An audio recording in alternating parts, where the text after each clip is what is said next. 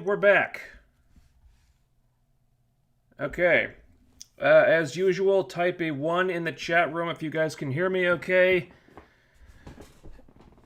And we are back to discuss WandaVision Episode 5. And I just realized about 2 minutes before I started the stream that Midnight's Edge is also live streaming their review of this episode at the exact same time. That's awesome. I'm sure that'll work out really well for me. So, yeah. Quick health update before I get started here. I guess that's how we usually start these things now. Apparently, the meds I was on and have since finished, I kept on working for a little while after I finished them. So, I'm still sick from something, but I actually feel within spitting distance of halfway decent at this point, which is about the best I've felt in, since June. So that's nice. I'm still going to get the surgery, though, because, just for shits and giggles, if I can still feel better than this, if it's possible to feel any better than this, I'm going to go for that. Also, the doctor said he could correct my deviated septum while he was up there. So, yeah, I'm definitely still going to get the surgery. And maybe I can get another round of meds, see if we can finish this off, because I still definitely feel something up there. But, yeah, so I'm actually feeling fairly okay at this point, which is quite a relief. Anywho, that's not why you guys came here, was it? No. So, we're talking about WandaVision Episode 5. The title of which is On a Very Special Episode. This gave me a bad feeling right out of the gate. I hate when sitcoms do episodes like that. The very special episodes. No, I watch sitcoms to laugh, not to cry. Excuse me. Now, it didn't turn out that way, obviously. It's they were just funnin'. But, yeah, it was a good episode. But why give it that title? Just, why? I don't know. Anyway, the timeline has advanced again. We're in the 80s now. Not sure which sitcom they're riffing on this week exactly. Family Ties, Full House? Not sure. Anywho, Wanda and Vision can't get the babies to stop crying. Wanda tells Vision to get the binkies. Wanda tries using her powers to make them stop crying, but this has no effect. So her powers don't affect the babies? Or the babies have powers of their own that negates Wanda's abilities somehow? Not sure, but that's worth filing away for later. So Vision emerges with the binkies in his ears to block out the noise of the crying, which is strange because Vision doesn't have ears. Not sure if Wanda's doing that or if it's part of the sitcom stuff. Anyway, so the kids get the binkies and they quiet down for a few seconds, but then they spit them out and they start crying again. Wanda thinks they might need some help. Enter neighbor lady Agnes. She offers to help, but Vision nervously gives her advice about how to hold them, support the head, blah, blah, blah. And before saying that, I don't know, maybe you should, maybe you just shouldn't. And there's an awkward moment here where Agnes asks Wanda if she wants to do the takeover again. Like, you want to just take it from the top? You know? So Wanda's effect on Agnes is breaking down a little bit here, but that's going to be slightly inconsistent this week for some reason. So Wanda says, Vision, let's give Agnes a try. We could use a break, you know? And suddenly the spell is back in place, and we've returned to sitcom mode. This is happening more and more lately. But Vision definitely noticed something weird there. He asks Wanda, what was that with Agnes just now? That was really strange. Wanda deflects, and Wanda deflects, but he doesn't let it go this time. One second. Sorry about that. Vision asks, Did you really not see what I saw? I think she did. She's she wants him to not think about it. Wanda says, "Oh, Agnes is just being neighborly. It's all fine." Vision is still weirded out, but then the babies stop crying because they're 5 years old now. So Vision is definitely noticing more and more weird stuff that's going on, and he's becoming more bold about pointing it out and wanting answers, and is less receptive to Wanda's attempts to dismiss the whole thing as normal. So then we go to Sword, and Monica's getting checked out by medical, and she's recalling what she remembers about being in the WandaVision sitcom. She remembers pain, and she remembers Wanda's voice in her head, and there was a hopeless feeling of grief keeping her down. So I guess right now we're going with the theory that this is all like Wanda's version of coping with the grief of losing her brother and Vision and all the trauma she went through. It's her way of like avoiding that. It's kind of it's all an elaborate coping mechanism. I think that's what we're going with right now. So Wu and Darcy come in. There's a briefing they need to be at, but they do mention that the scans on Monica's clothes that she was wearing in the town, the scans came back and they're all blank. So that's weird. More on that in a minute. So we go to the briefing, and Hayward, I think his name is Hayward, I was pronouncing it Wayward before. So Hayward says that Wanda has been ID'd as not another victim, but the victimizer. So Wu goes through her history, and there's an interesting moment here where her parents are identified as Irina and Oleg Maximoff. So no Magneto yet. Her parents are other people. There's some tension between Wu and Hayward here. Hayward keeps trying to undermine him. He calls him Jimmy instead of Agent Wu. Hayward also seems very quick to vilify Wanda as a terrorist. Wu and Darcy agree that Hayward's a bit of a dick. So Monica objects to Wanda being labeled as a terrorist since she doesn't believe that Wanda has a political agenda or an inclination toward destruction. She blasted you halfway across New Jersey, and I survived because she chose to protect me. And it's great that they pointed that out, as this is something I wondered about last week, because she blasted Monica through several walls, which, by all rights, should have killed her, or at least crippled her.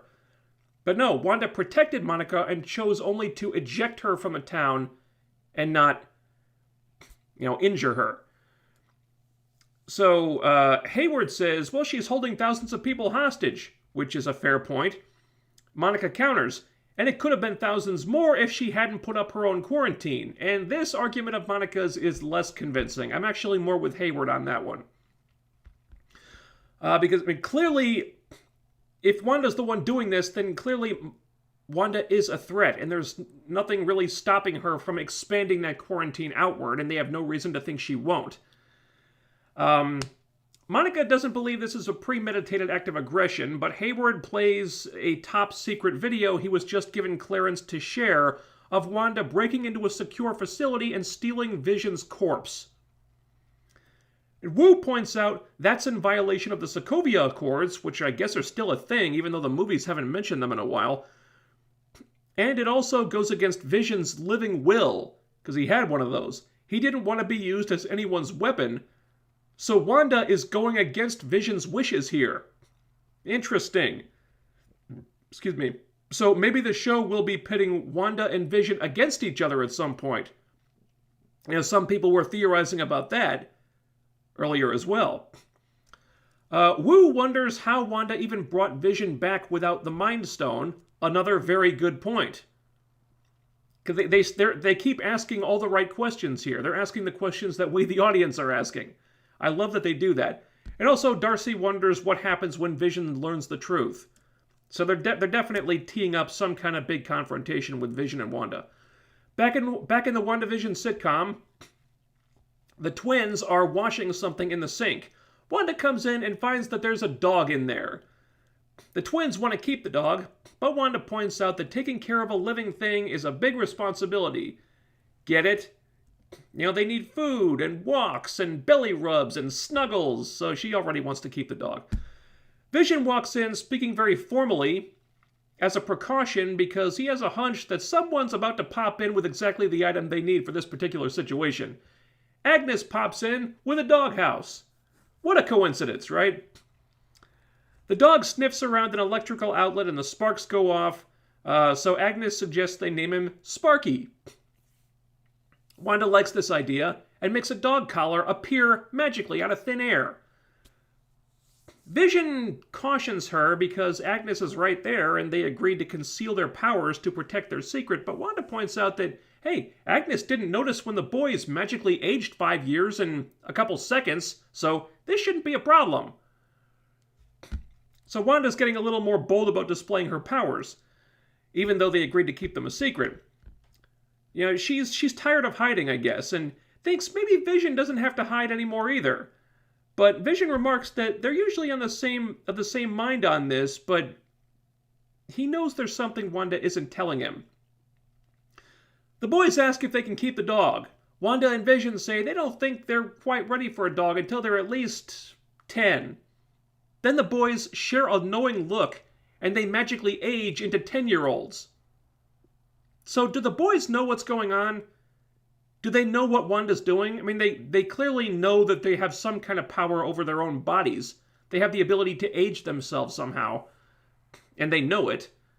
It's not clear why yet. Though they do seem to have some knowledge about this situation that the others don't. Like, they seem to know something that Vision doesn't. Again, not clear why or how. Agnes sees them age, but doesn't see anything strange about it. Again, so what Agnes does and doesn't notice about the weirdness that's going on around her is very random and inconsistent right now. So back to S.W.O.R.D. Monica is trying to work out what kind of fallout shelter she'd need to re-enter WandaVision and still be herself, like be unaffected by Wanda's abilities. And coming up with they kind of know what they need to do it, but actually creating this shelter would be a challenge. Although Monica knows an aerospace engineer that could be up for this challenge, let the speculation begin on who that might be. So Darcy says she can't guarantee that the Hex won't mind wipe Monica again as she goes in. Darcy is calling the anomaly a Hex now, so we can credit her for that one. Wu wonders if they've ID'd the twins yet. Monica says that the kids are actually Wanda's. So the TV show might look fake, but everything happening in there is real. And they point out that this level of power is outside of Wanda's normal wheelhouse. Again, good that they're pointing these things out. They need to be pointed out. Wanda's been doing things here that she was not previously able to do, that she shouldn't be able to do, things outside of her normal power set. People are finally calling attention to this. So this leads to speculation about how much power Wanda actually has, and Monica says, well, she could have taken out Thanos on her own if he hadn't initiated a blitz. Nobody else came close. All right, fair point. I mean, she did, 1v1 kick, really take it to Thanos. I mean, she did better than anybody else did one-on-one with him. And Wu says he'd argue that Captain Marvel also came close. Shut up, Wu! We don't need to mention that. Christ's sake. Yeah, because Captain Marvel's powers also came from an Infinity Stone. Monica changes the subject back to Wanda. Because something about the mention of Captain Marvel made Monica very uncomfortable. So, there's a story there, I guess. Join the club, Wanda. She makes a lot of people uncomfortable. So, but something Darcy said about Wanda manipulating the environment and the wardrobe of everybody in the town gives Monica an idea. So she checks the clothes that she wore in WandaVision again, and she pops off a few rounds on them, and it turns out they're bulletproof. Wanda didn't create these clothes. She rearranged the molecules of the Kevlar vest that Monica went in with. So they think this is Wanda rewriting reality. And I'm not convinced that's what she's doing. Not necessarily, because there is actually some basis for this. in the comics, god-tier telekinetics, specifically Jean Grey when she had the Phoenix Force, can change clothes by rearranging them on a molecular level, because Jean Grey did do that at least a few times during the Phoenix Saga. So this theoretically could just be telekinesis, just on a titanic scale. So I'm not ready to call this reality warping just yet. But then Monica thinks, if she's rewriting things that go into the Hex, what happens if we send something in that requires no change?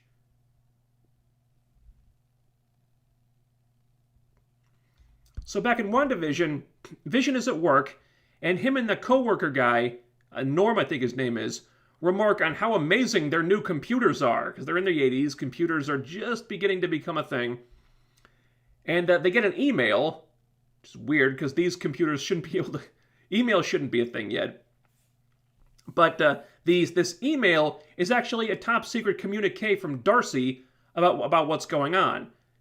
Not that Darcy sent it to them. I don't think she did. It's just something on Darcy's computer that these computers are picking up. Everyone in the office reads it out loud in unison, like they're in a trance. And they all think it's a joke of some kind, but Vision is creeped out by this, because he's not affected by it. And so Vision touches the computer and shuts it down, because he can control electronics now? Not sure. And then he touches the co-worker guy's head, and he breaks the Hex momentarily. And the guy's like, please, help me. You have to stop her. She's in my head. It hurts so much. I gotta call my family, but, she won't let me. Just make her stop, please. So Vision puts the Hex back on. It's a pretty disturbing moment, actually. But how does Vision have this power? Like, he has the power to block the Hex if he wants to, but when did he acquire this ability? This is not something he could do before. But that's been happening a lot lately. Wanda and Vision are both displaying powers they didn't have before, for some reason. We still haven't gotten to the bottom of that. So back at the house, Billy is teaching the dog some tricks. And they want to show Vision, but he's at work. The boys think that's weird because it's Saturday. Well,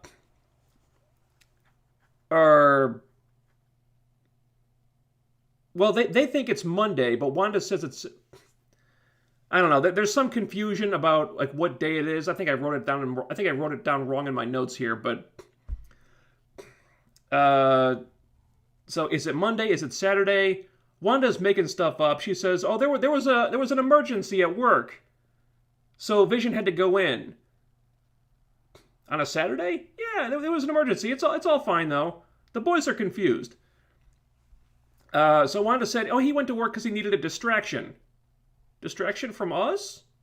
The boys ask, but Wanda says, "No, it's all right. Sometimes her and Vision just aren't on the same page, but it's okay because family is forever. Just like Tommy and Billy are each other's brothers forever, And one of them asks if Wanda has a brother. And suddenly she looks very troubled. Says, "I do. He's far away from here, and that makes me sad sometimes." And she said "do" in present tense. Do you guys notice that? Interesting. Not past tense, but present. So Sparky starts barking at the door because something's scaring him. And Wanda cottons onto something going on here, and she tells the boys to stay there. Of course they don't. They run outside with her. And they cut to Sword, and Monica is operating a flying drone made from 1980s tech, so it wouldn't be excuse me. So it wouldn't be manipulated by Wanda's powers. Again, smart. Yeah, I keep pointing that out, but it is just very refreshing to see characters actually acting intelligently. Like, it's not always the case that smart characters do the smart thing. Reference The Flash. Ugh, God.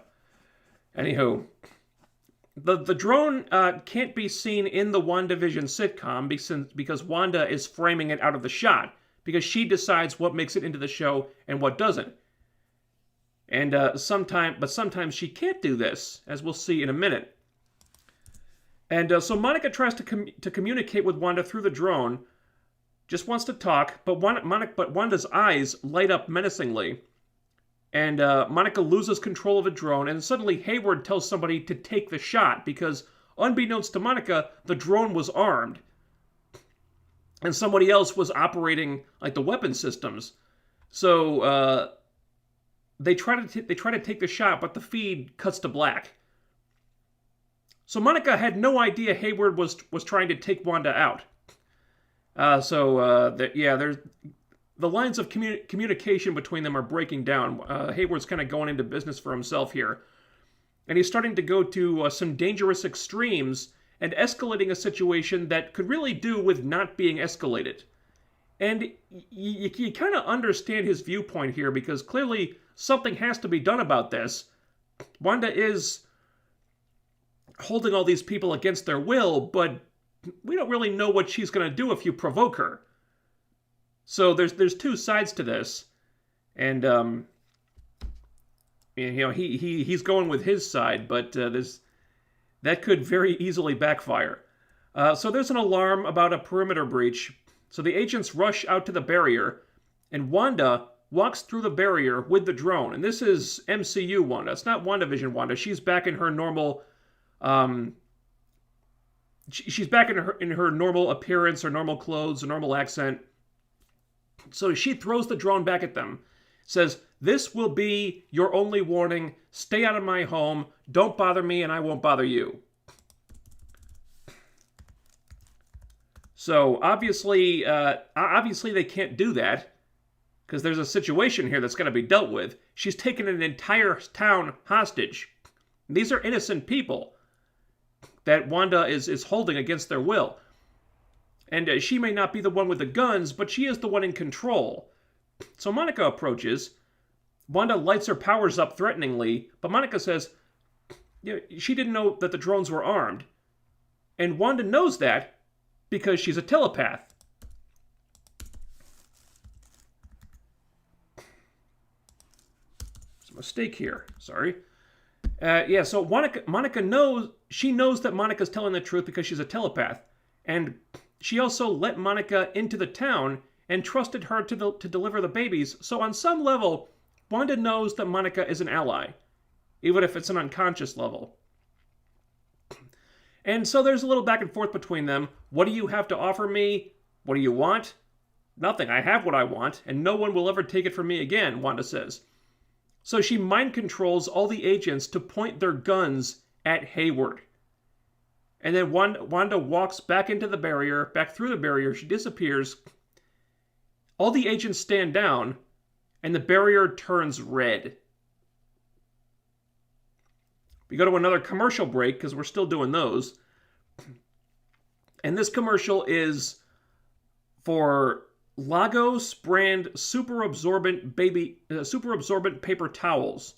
What aspect of Wanda's life is this referencing? I don't know.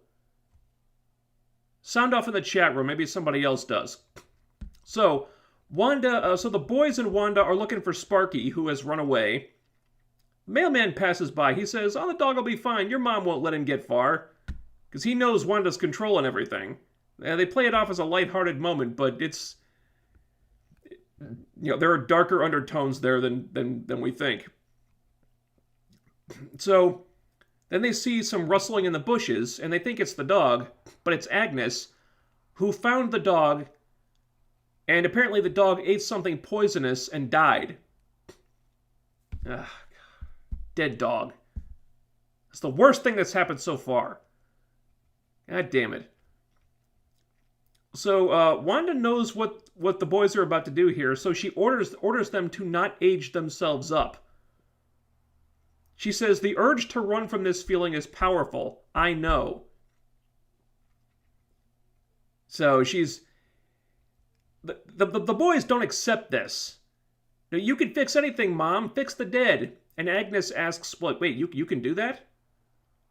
She doesn't make anything of it, but she does notice this. And Wanda goes on. She tells the boys, "There are rules in life, and we can't rush things like aging just because it's convenient, and we can't reverse death no matter how sad it is, because some things are forever. And she's telling them this even though it's exactly what she herself did. So is she really talking... Is she talking to them? Is she talking to herself? Maybe trying to convince herself to back down on some level? Because she knows she's gone too far? Wanda's psyche is so fractured right now, it's really hard to tell what she's doing or who she's talking to. So, but you said that family is forever, the boys insist. Sparky is family. Bring him back, Mom. So the boys definitely know that Wanda has power over this world, and seems to have the power to resurrect the dead. It's not clear why or how they know this, though. So Vision arrives. Bring who back, he says. He sees the dead dog and he comforts the boys. And after this, there's a really great scene. Because later that night, they're washing up, and Vision tells Wanda, kind of just casually, that he freed the co-worker's suppressed personality, and he spoke to him free of Wanda's influence. And again, Wanda tries to deflect, but Vision won't let her this time because she can't control him the way she does everyone else. At least not to the same extent as everyone else. She's like, can't I? And Vision bows his head sheepishly. And we're back in sitcom mode here, but only partially. They do a really interesting thing here. Because the WandaVision credits are rolling, but the episode is continuing.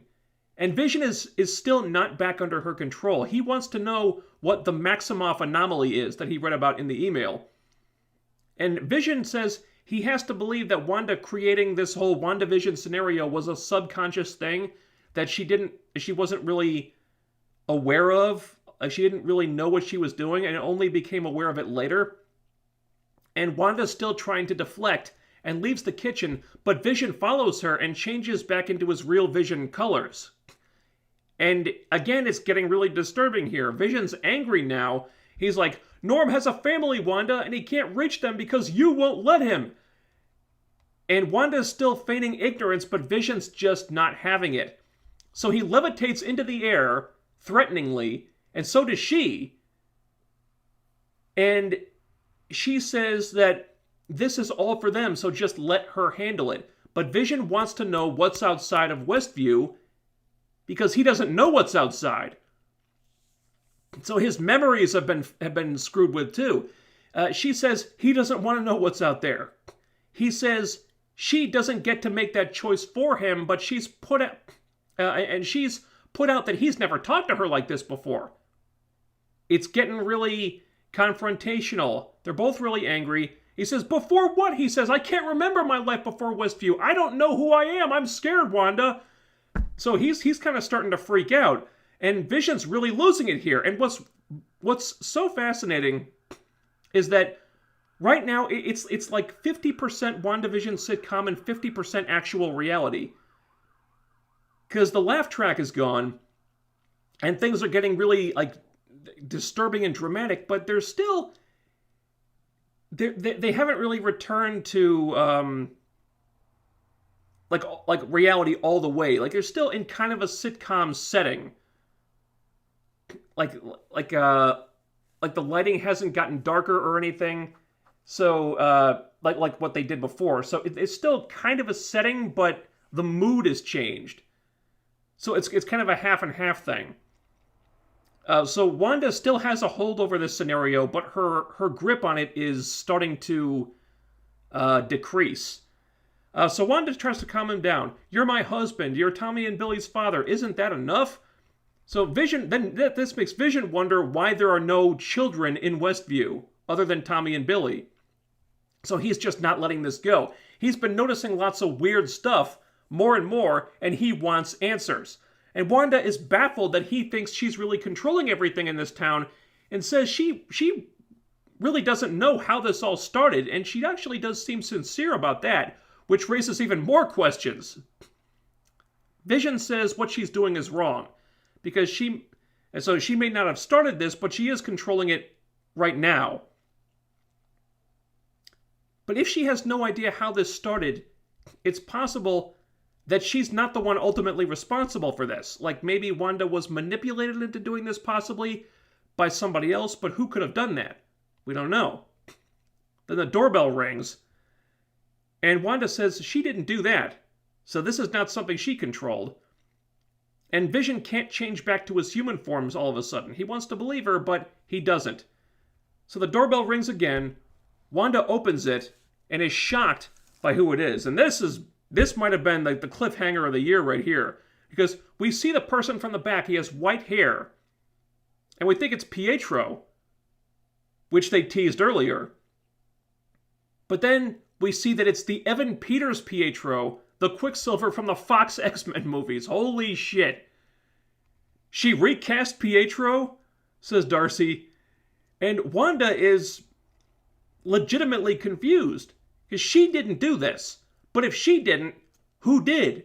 And how? Now, did she do it subconsciously? Or was there somebody else manipulating this whole thing? Is there somebody else above Wanda controlling the situation through Wanda? Like a puppet master type of thing. But who would even have the power to do that, and why? To be continued. And this was another great episode. Like, they're really in their groove now of answering questions that need to be answered, and then introducing new questions to keep you guessing. And just when you think you know what's going on, the writers pull the curtain back, and you realize, oh damn, there's more layers to this. And what I really like about it is, now that we're seeing things from Sword's perspective, we see that they're actually really good agents. Yet they keep running into situations where there's a clear, logical, smart path to take, and you think, okay, well, they should just do this thing then, and then they do that thing.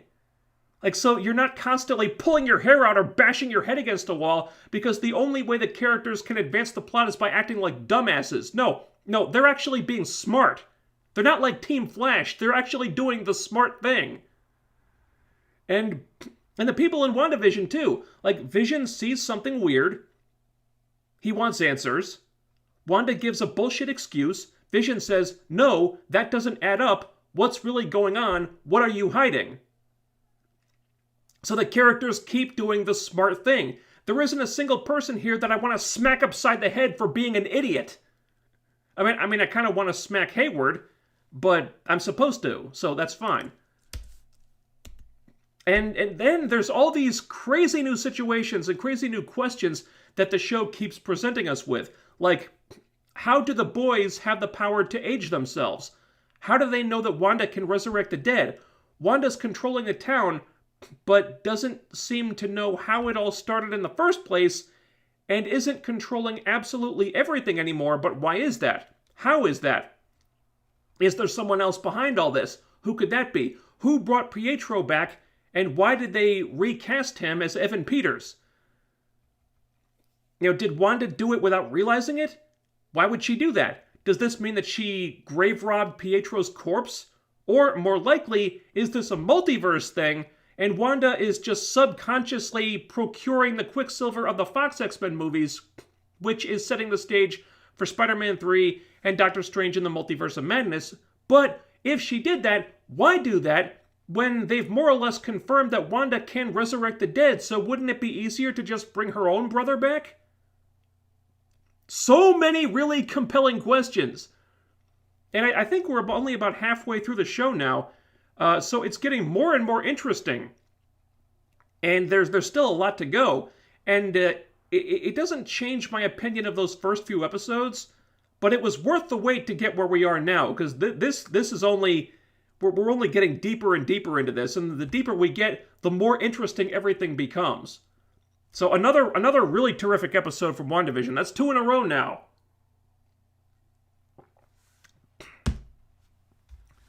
So I was very happy with this one. Let's see what you guys thought.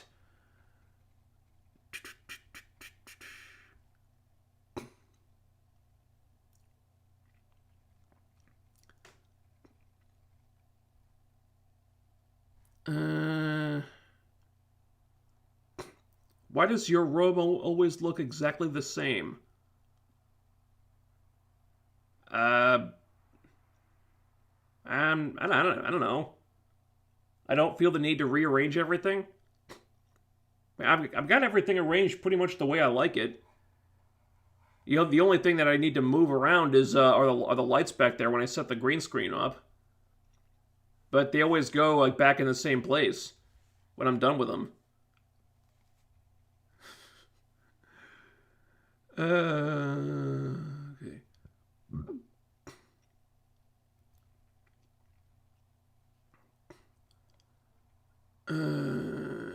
Glad you're feeling a little better. Thank you. I've had surgery many times. You know, so have I actually. I've had dental surgery a number of times. Not fun. Never had sinus surgery before. That's going to be a new one. But apparently it's not that invasive, so that's encouraging. Scarlet Witch is getting deeper into her psychosis, right? Oh, yeah. Yeah. She's becoming more and more unhinged. We don't know what set this off. You know, it's reasonable to assume that all the trauma she's been through, it just finally became too much for her to handle. But we don't know. I mean, there could be something more to this. Again, if there's somebody else who's manipulating her, I mean, they could be the one who triggered all this. Have you seen the New Mutants movie? No, I did not.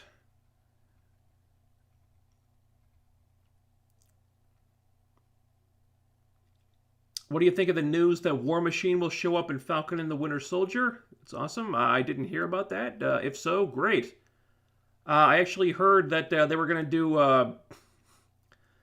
a show adapting the Armor Wars storyline from the comics, and Rhodey was going to be the star of that. So that's pretty cool. Kind of sucks that they couldn't do that with Tony, but at least they're doing it. She really brought Vision back to life. I thought it was impossible. Well, that's the theory right now. If Wanda is really... if her telekinesis is really operating on a god-tier scale, I guess it's conceivable that she could have resurrected him. Like, just put his pieces back together. And remember, in Avengers Infinity War, they did speculate that Vision could exist without the Mind Stone. They said, well, even if they take the Mind Stone out, there's still a lot of Vision left, I believe Bruce said. So it is conceivable that she could have resurrected him without the Mind Stone, and he would still be himself. So they kind of set that up. So it's possible that Wanda's resurrecting the dead, or if that's not what she's doing, it's just telekinesis on an almost impossible level. Because, like I said, there is basis for that in the Marvel Comics.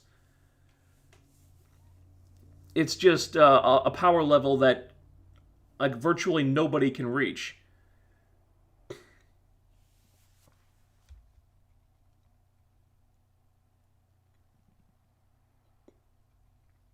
I thought the Sokovia Accords were gone after Infinity War since they did nothing to prevent universal decimation.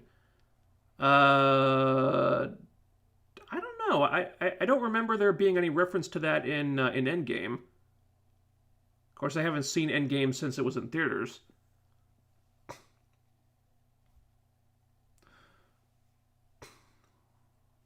For me, Sword wanted to use Vision as a weapon. That's why she broke in to take his corpse. Possibly. You know, the more we learn about Hayward, the more it seems like that's something he might do. But we don't know for sure yet.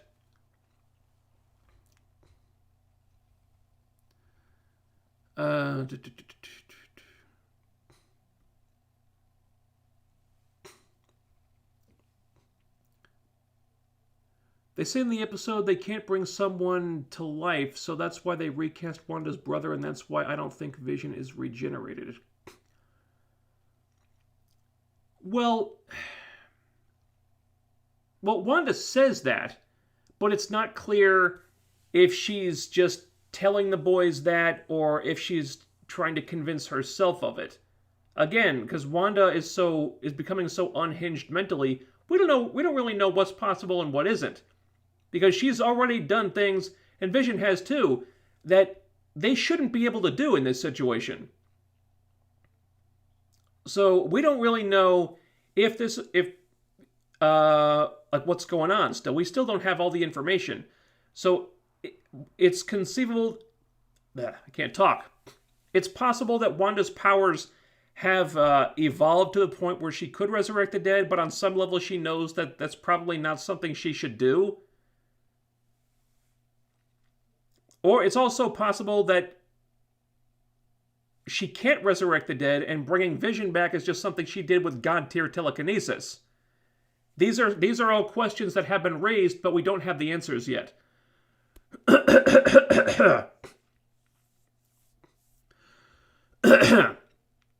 Because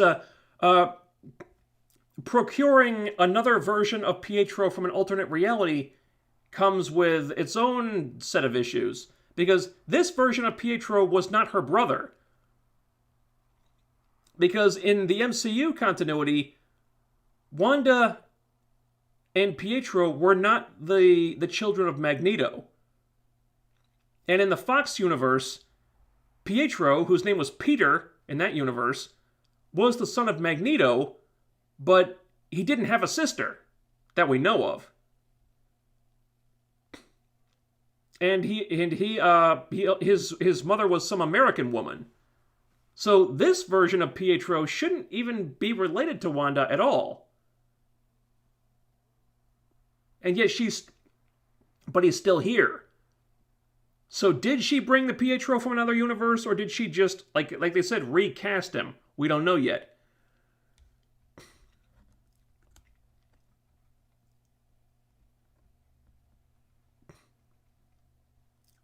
Are you in favor of fully merging the MCU and the Fox X-Men verse, or should they pick and choose? Evan Peters, Fassbender, McAvoy, and abandon everything else?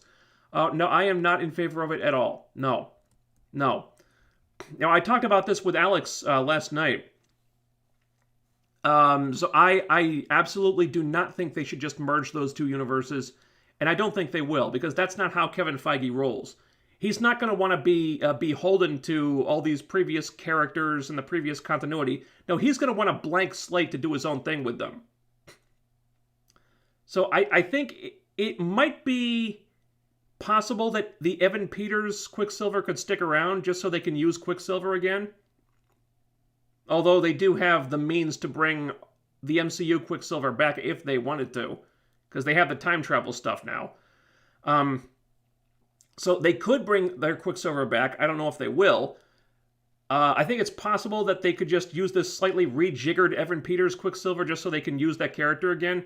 But I don't think we'll be seeing the Fox X-Men characters. You know, we might see cameos, and I believe we might see Deadpool at some point, because I think Kevin Feige did say that there would be a Deadpool 3 in the MCU. But as for like Fassbender and McAvoy and stuff, I don't think so. I don't think they'll be using those. No, they're going to want to use their own versions of these characters. Now, there's still a conversation to be had about whether mutants will just appear in the MCU or whether it'll involve some kind of multiversal shenanigans. I'm still not in favor of that. I think they should just have mutants appear in the MCU naturally. That would be my preferred method of introducing them, but we're not there yet. The aerospace engineer is going to be Mr. Fantastic. Potentially, but Reed Richards is a physicist, not an engineer. I guess he can just wear multiple hats. And I know a lot of people were speculating on that. But yeah, Richards he's a physicist. Read that next week's episode will be a parody of Malcolm in the Middle? No, do Married with Children, goddammit. Malcolm in the Middle wasn't even funny. I'm sorry. Yeah, I know I've always been in the extreme minority on that. I never got Malcolm in the Middle at all. I did not understand at all why that show was popular. I never got it.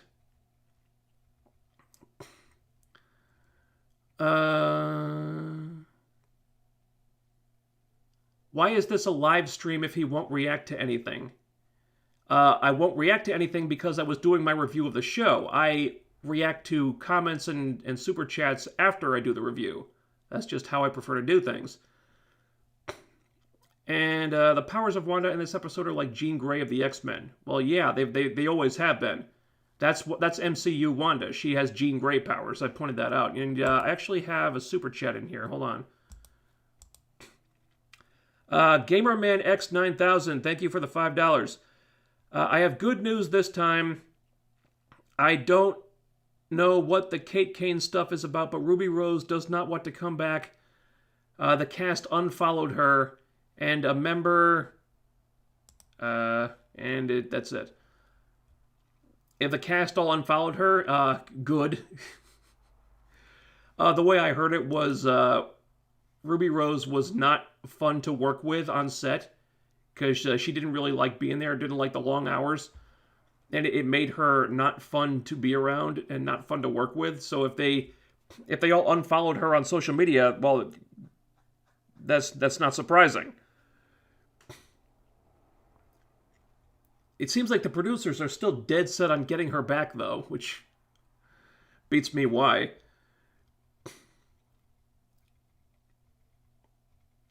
All right. What are your top 3 X-Men movies? Good question. I guess First Class... probably X-Men 2. Damn. I don't know. Days of Future Past, maybe? I mean, it's tough. God, there's been so many of them. I guess I'd have to put Logan up there, but... I mean, I acknowledge Logan as a great movie, but it's not one that I really enjoyed watching just because it's so depressing. Yeah, so I guess Logan gets an honorable mention, but it's not among my favorites.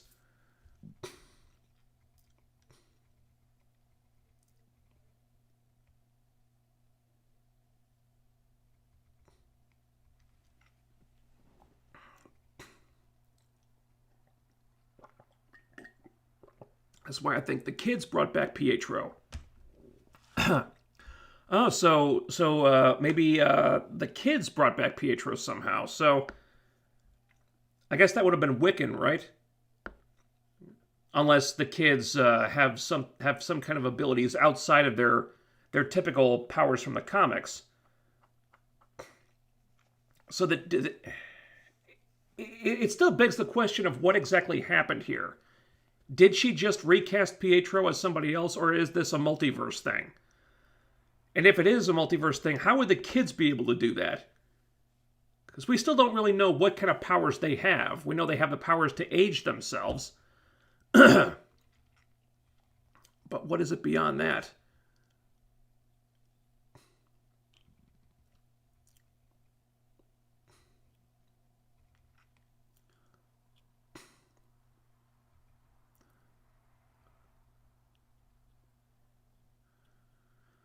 The show is crazy. I wonder what happens at the end of the show that sets up Spider-Man 3 and Multiverse of Madness. Well, it stands to reason that the show will probably end on a big cliffhanger. And I'm still on the fence about them doing a multiverse thing with Spider-Man 3 because that doesn't seem to be where they left off with Far From Home. Because Far From Home ends with everybody learning that Peter is Spider-Man. But if they're doing a multiverse thing with the third one, then how are they going to deal with all that? It kind of seems like they're just shoehorning Spider-Man 3 into this multiverse thing when that's not really where he should be. I don't know what that's about. So that's a weird creative decision.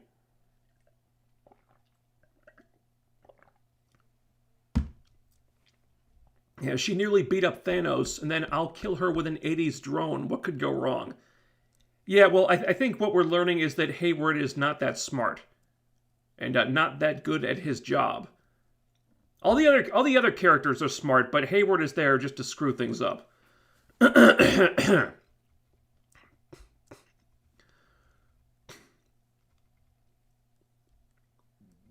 Lagos is the largest city in Nigeria. Okay. Is Nigeria near Sokovia, perhaps? I'm not sure how that... not sure where Sokovia is in the MCU. Or is this part of Wanda's history that has not been explored yet? Civil War blew up the building in Lagos. Oh, okay. Civil War blew up the building in Lagos. When she must have been... Oh, yeah, that makes sense. All right, good. See, there's so many details about this. It's hard to keep them all straight. You guys are on the ball with this. About cleaning up the mess she made in Civil War. All right, cool.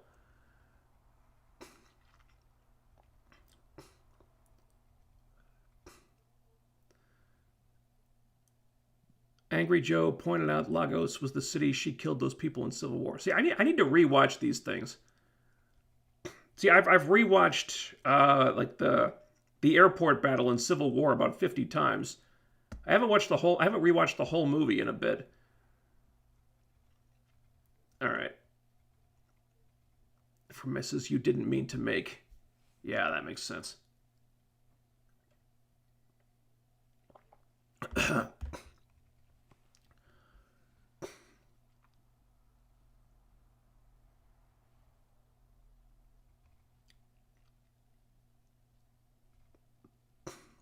Let's see. Wanda pointing the guns at Sword reminded me of when Magneto did the same thing in the 2000 X-Men film. And that could have been a nod to that, actually, yeah.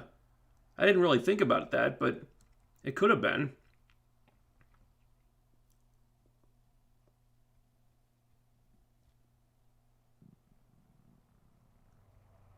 Even though it's weird because they acknowledge that Wanda is not the daughter of Magneto in this reality. Fuck, I'm losing my voice here. Damn it. Let's see. Aerospace engineer could be Reed Richards, Dr. Doom, or Blue Marvel. I don't think it's Dr. Doom. Doom isn't really an engineer. I mean, he's like one of the top minds of the MCU. I wouldn't classify him as an aerospace engineer. Unless they've, really, rejiggered the character. I don't see them introducing Dr. Doom in a show like this, though. No, they want him to be in the movies, I think.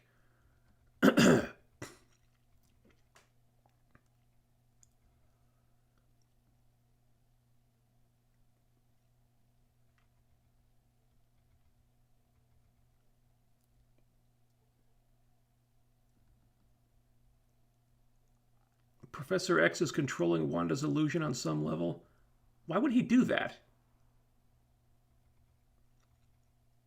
Yeah, I mean, yes, Xavier can be a ruthless SOB when he wants to be, but why would he do this? To what end? We don't even know if Xavier exists in this reality yet.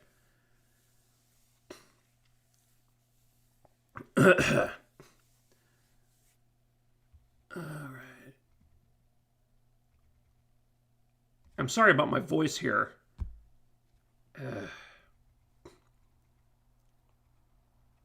That's why I don't... I always get nervous with live streams because my voice is typically unreliable.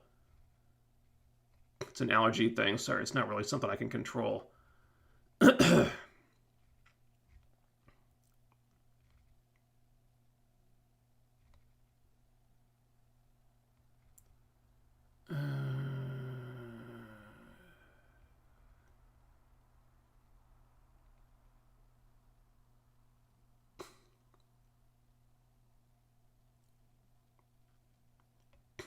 Do you think we can see both Evan Peters and Aaron Johnson together on screen at some point?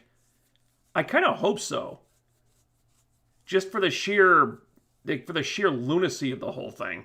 I think that'd be really cool.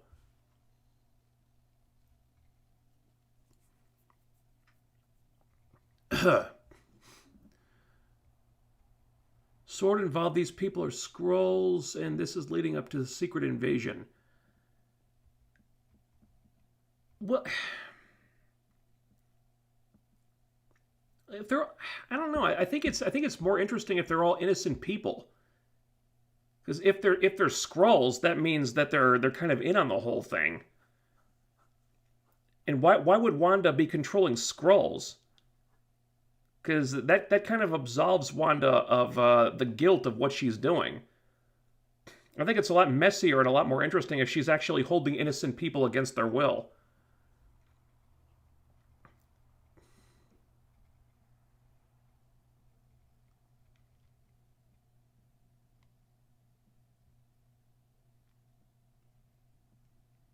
And we get some theories that Agnes is actually Agatha Harkness.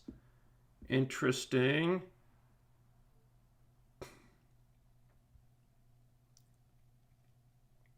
I don't think Vision's alive. I think he's just basically playing with his corpse. Wanda is. Because of the scene in the last episode where she saw him dead. Well, if she's playing with Vision's corpse, then he wouldn't really have a mind of his own, and he wouldn't be able to fight off the hex that she put on him. But he does. So Vision does still have some kind of autonomy here. So I don't think it's as simple as her just, reanimating his dead body.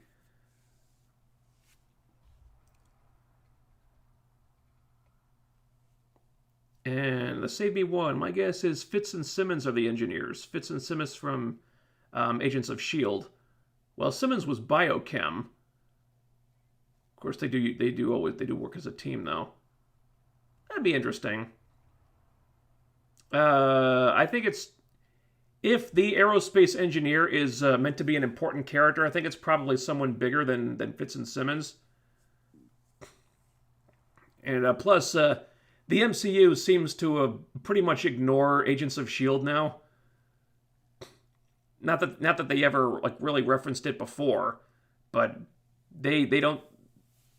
They seem to just consider it its own thing and don't really reference it. So I'm thinking it's probably not Fitzsimmons. It's probably somebody else.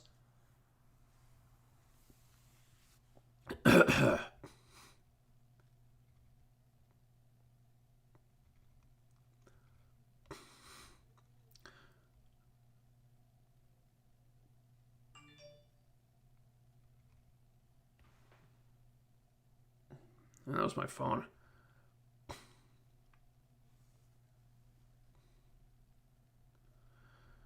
Her kids are real, so she created life.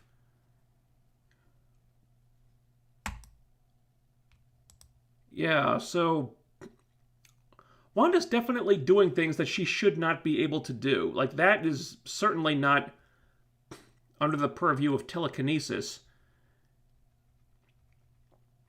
So she brought these kids to life somehow, but are they technically Vision's kids? We still don't know if he's even capable of procreating. Again, it just leads to more questions.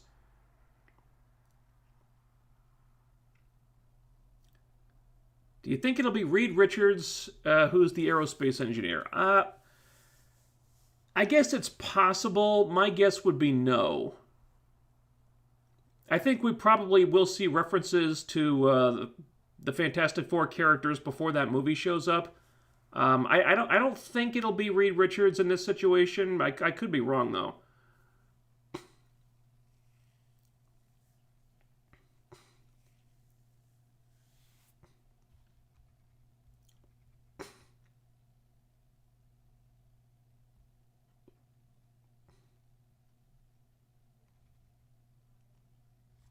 She created 2 new lives, and you think she can't bring back a dead corpse, huh?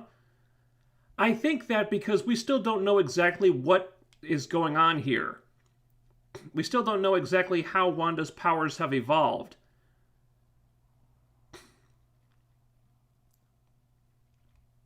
And we still don't know if Wanda is really the one doing all this, or if she's being manipulated by someone else. There's information we need here still.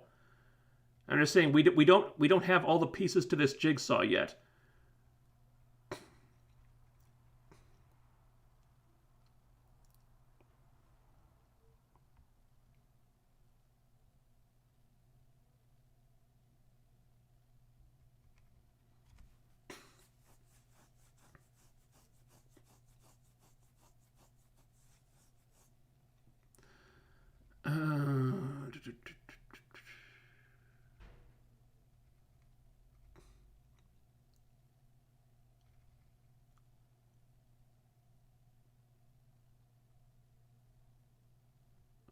They needed to put the X-Men in the MCU already, along with Deadpool and the Fantastic Four.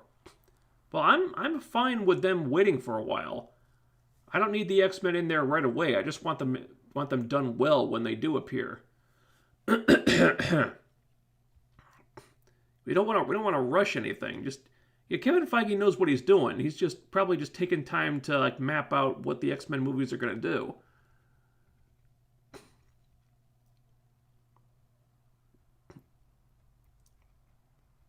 Because there's been some speculation that Rogue was going to pop up in a Captain Marvel movie and do that whole story.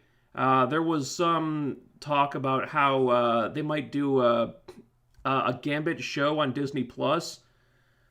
Because Feige really likes Gambit, and so there is some talk about how certain characters might be introduced.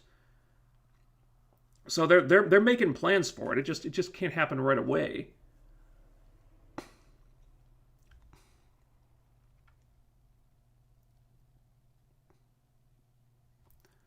Married with Children would get WandaVision canceled. Al Bundy jokes are not PC. That's true. I mean, Married with Children could never be made today. Like the PC police would be all over him. Yeah, which is a damn shame. Damn shame. Oh no, Al made a fat-shaming joke. Yeah, because there were tons... because fat women kept coming into the shoe store, goddammit. Classic.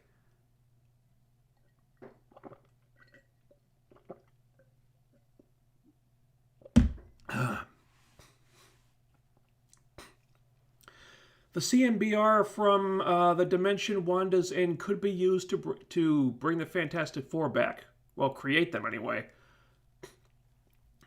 I guess that's true. That would be a really radical departure from their comics origins. I prefer they keep the outer space thing. I think them being a Fantastic Four being created by Wanda is making things a little too convoluted. I mean, they did mention that Sword had a space division for some reason. It's not that far off or out of the question that they could send astronauts up there. I prefer them not being created by Wanda. It's making Wanda kind of a one-woman show, kind of a Deus Ex Machina. It doesn't really appeal to me. Would be awesome if Disney retconned Brie Larson out as Captain Marvel and let Monica assume her rightful role. I would be all in favor of that if they did it. Because Monica Rambeau was Captain Marvel for a time in the comics. If they wanted to do that, I say go for it.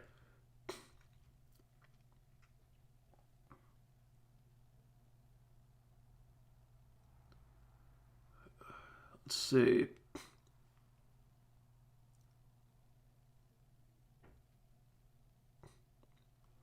It's like they forgot Age of Ultron. The entire point of that movie was based on her messing with reality and the Avengers realizing don't get near her. Well, no, she didn't mess with reality. She just messed with their perceptions. Like she put the telepathic whammy on them. She screwed with their minds, not with reality.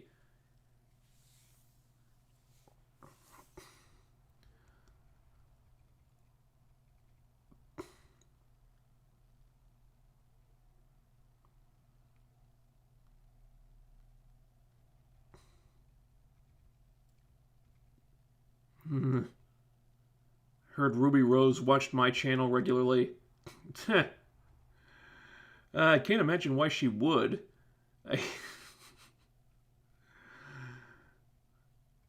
Well, that'd be something if it was true, wouldn't it? No, I can't imagine she'd like what I had to say about her. Let's see.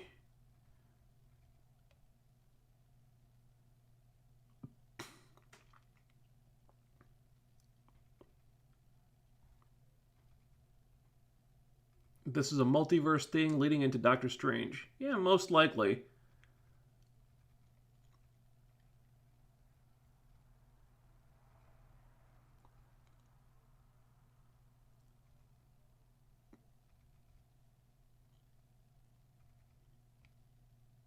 Did you watch the Superman and Lois trailer? I did.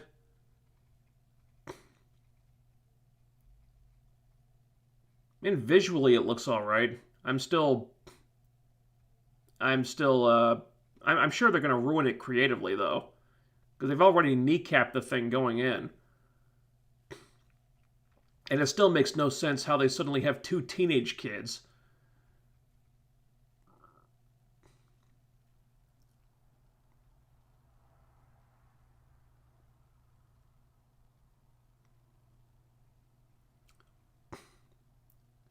Vision, due to the Mind Stone, was shown to be insanely overpowered like this. Mind Stone powers, he can block mental attacks. Oh, alright. Alright, see, I haven't watched some of these movies in quite a while, so some of these things I'm not remembering correctly.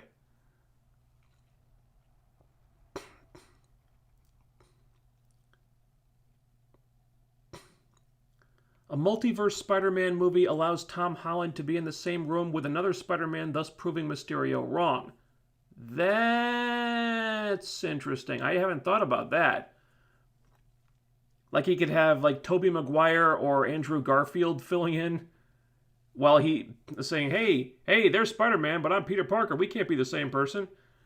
It's really Andrew Garfield in there, but no one else will know that. That could be a way out of that situation. That's true. I didn't think about that.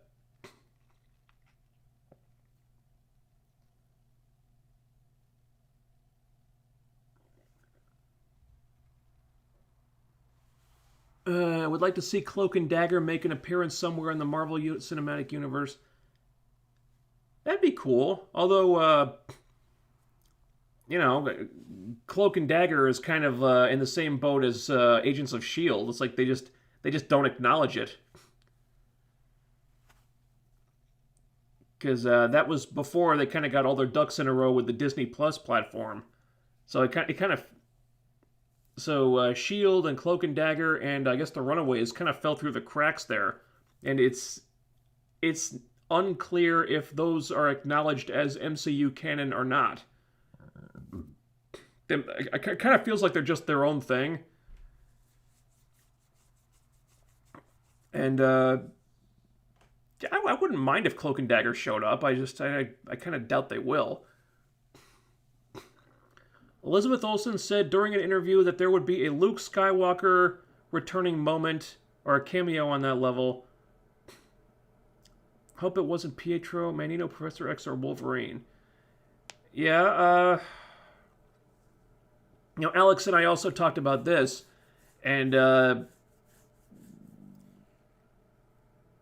there was some speculation that it could be one of the other Spider-Men to lead us into Spider-Man 3, like Tobey Maguire or Andrew Garfield Spider-Man.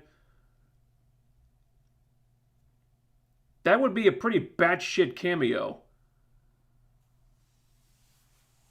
So I could actually see something like that happening. I thought it was going to be something like Doctor Strange or MCU Quicksilver coming back. But after this week, that just wouldn't cut it.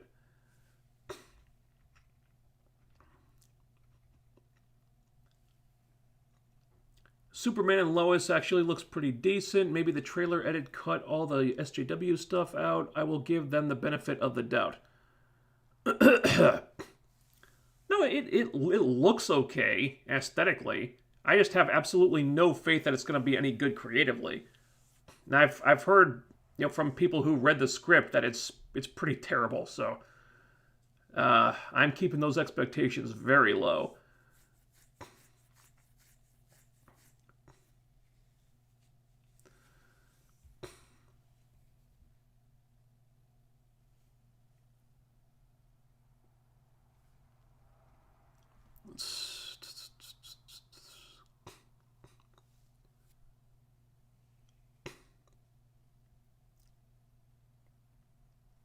Mephisto is the only explanation for what's happening in WandaVision at the moment.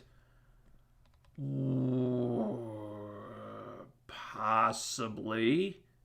Because this is all building to Multiverse of Madness, and, Mephisto is somebody that Doctor Strange would be dealing with, so I guess it's possible. But again, to what end? Like, why would Mephisto be doing this? Maybe he senses some kind of power in Wanda that he wants to use, possibly. But for what purpose? We don't really know yet. Yeah.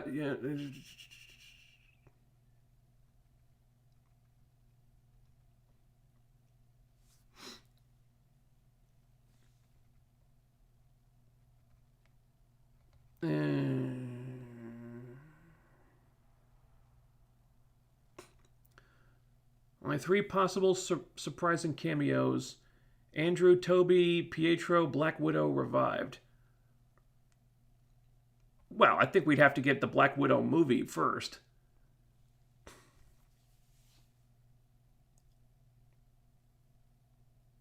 But again, they do have the means to bring dead characters back. Because that was one plot thread they didn't tie up. Because they have time travel tech now. And we know that works as a means of bringing dead characters back because they did it with Gamora, basically. They could just go back in time and bring the past version of that character before they died into the present. So if they wanted to bring Natasha back that way, they could do it. It's probably something they should do in her own movie, if they were going to do it at all.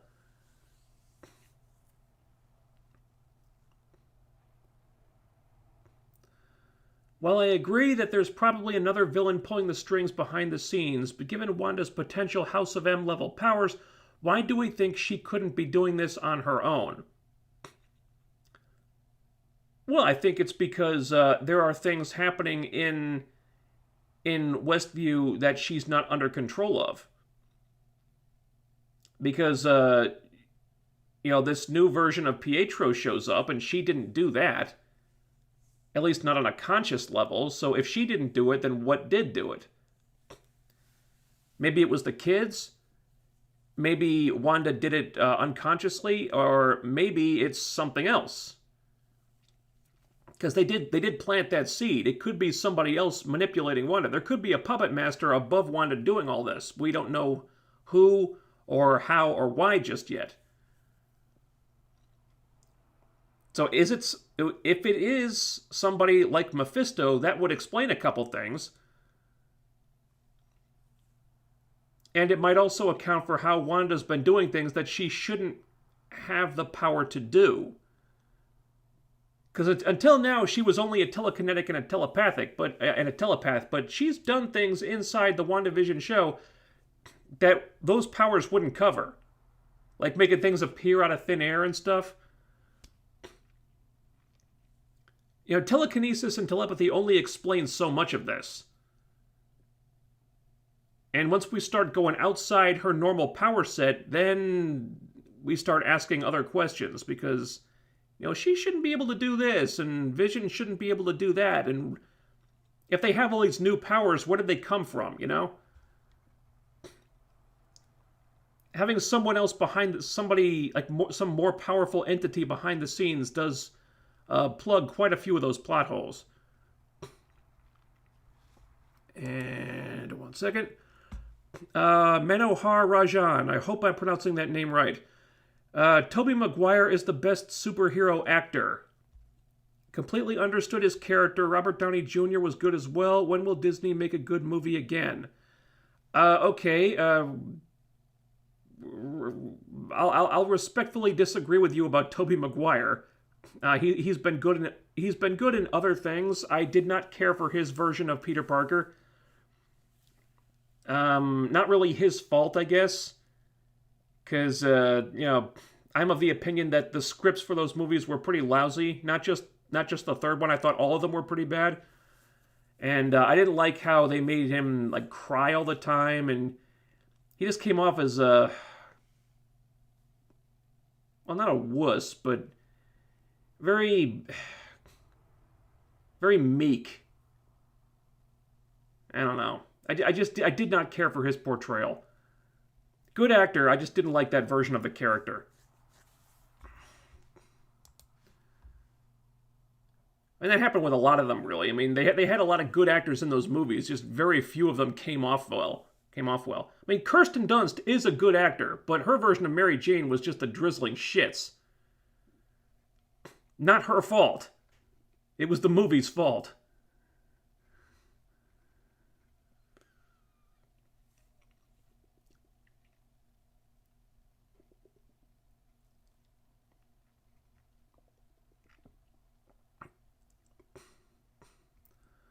What else?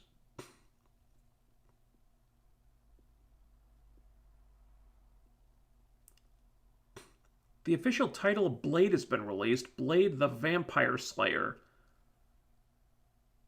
I was gassed for it until I heard who was writing that. Was that official? Because I heard they got a writer for it. I didn't know they had a title yet. Blade the Vampire Slayer? Really? I don't know. It's a little too reminiscent of another vampire property. I don't know if I'd go with that title.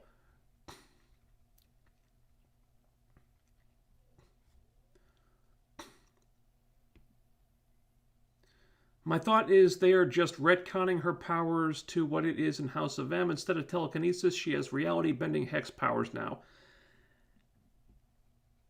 Potentially, but I don't know. Kevin Feige usually has more on the ball than that. Like when things happen, there's usually a reason for them. He doesn't just like to retcon stuff for no reason. Because Kevin Feige likes things to make sense typically. So if Wanda's powers have changed, I tend to think there's going to be a reason for that, and it's not just a straight up retcon.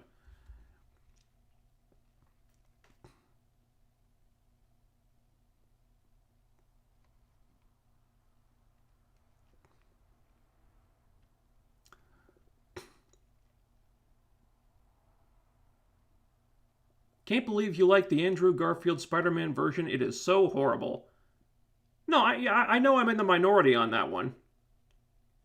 But I prefer the Andrew Garfield portrayal to Tobey Maguire. I just do. And again, I know people love the Raimi movies. I'm in the minority on that as well. I just don't like them. I'm sorry.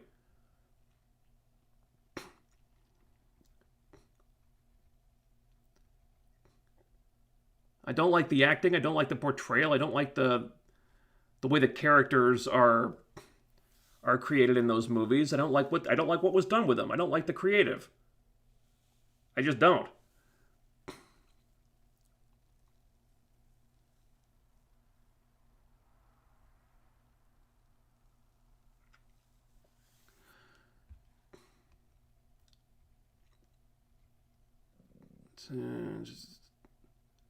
The second Amazing Spider-Man was bad. The first one wasn't. Yeah, agreed. They fucked up on the second one. Totally. I still think that the first Amazing Spider-Man was good. I liked that one. The second one, I don't make excuses for that one. They screwed that one up.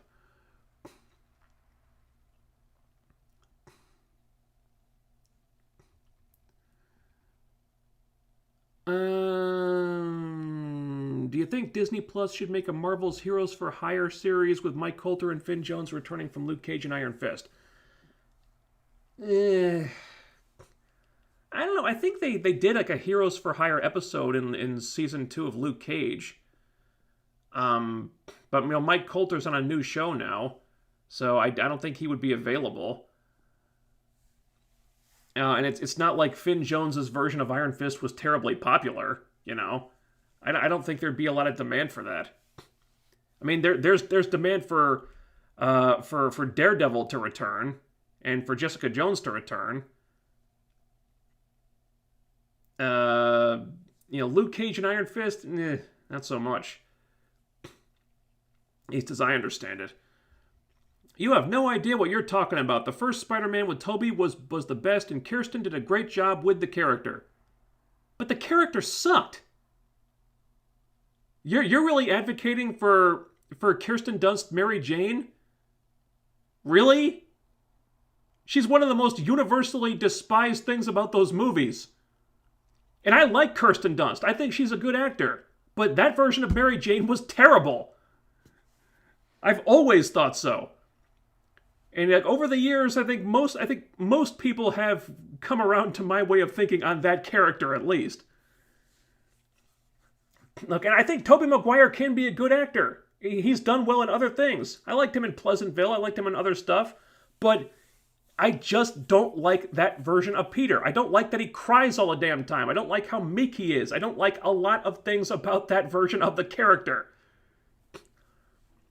Even if you have a good actor, if you give him the wrong material or bad material or don't direct him properly, you're not going to get a great character on the screen. I just think that's what happened with the Raimi movies.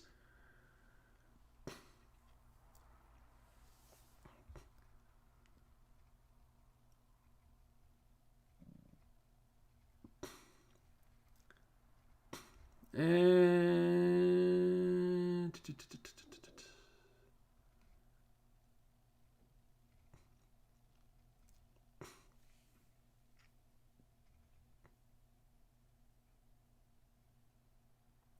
Blade the Vampire Slayer. Damn, the writers must have been up all night trying to figure out that name. True.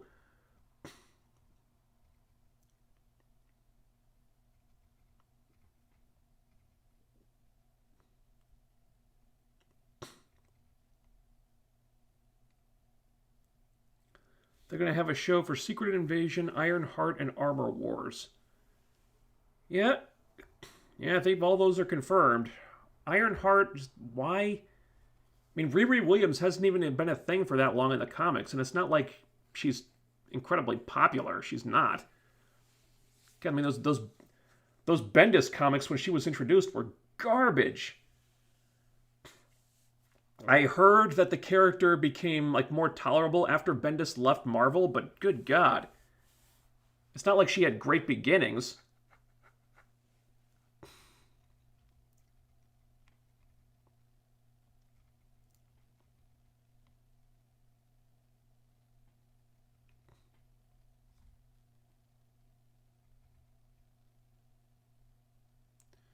I think she gained a lot of her powers from pulling the Mind Stone from Vision's head in Infinity War. That would actually make sense. She exposed herself to the Mind Stone again and gained new powers from it. I could buy that. Yeah, that's actually a very good explanation. Good call on that one. I misused the term retcon. I meant more that everyone in the MCU interpreted her powers as telekinesis, when in reality her powers have been hexes the whole time. Okay. Alright. I guess, but, I mean, Wanda was an Avenger for, several years. I mean, it's reasonable to assume that her powers would have been examined by people like Tony Stark and Bruce Banner and... I mean, if her powers were actually something else, I think people like that would have known.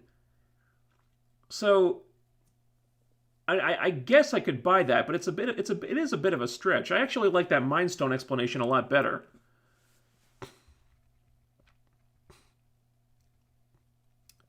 What did you buy from Macy's? I got a new jacket.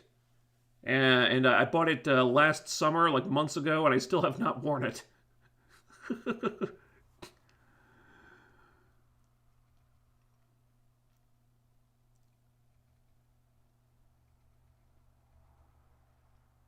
Tom Holland is my favorite Spider-Man. Yeah, he's probably mine too. I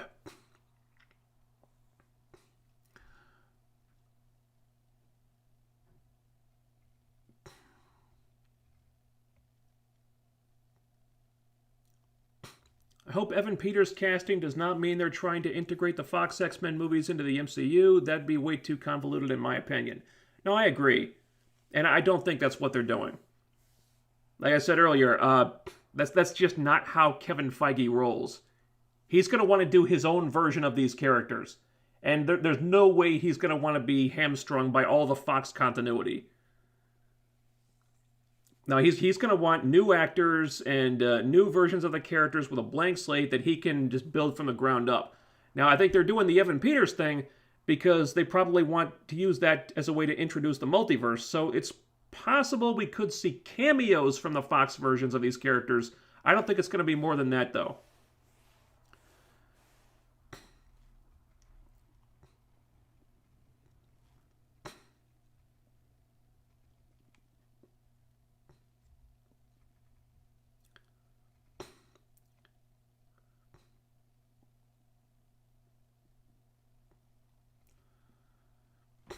All right.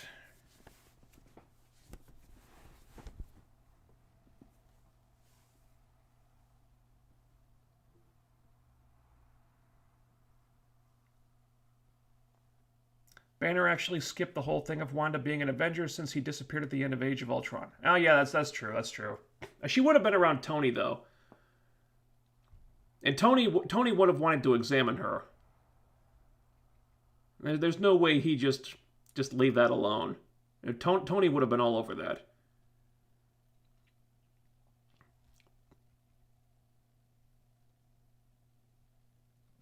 Will Monica gain her powers from her interaction with Wanda? Is she a mutant? Will that cause the townspeople to become mutants? No, that's not what mutants are.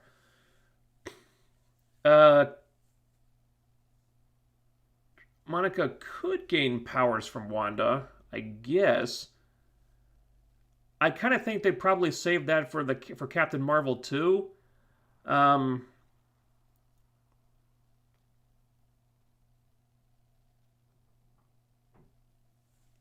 But no, that's not what mutants are. Mutants are caused by evolution, not by cosmic energy.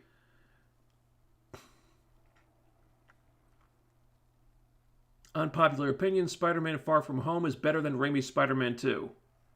Totally. I absolutely agree.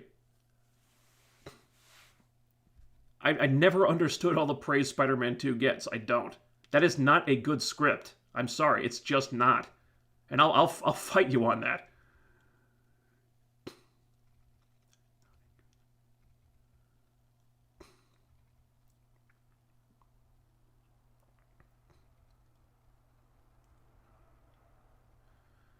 Except for Ryan Reynolds, of course. Yeah. Yeah. Deadpool is the one character that you can have like cross universes and stuff. Because he's the character who breaks the fourth wall. So he's a character who can do stuff like that and make it work. But for everyone else who doesn't exist in beyond the fourth wall, they're kind of well, I'm not explaining it very well, but Deadpool, excuse me. He's the one character you can do that with. Everyone else, no. It doesn't work.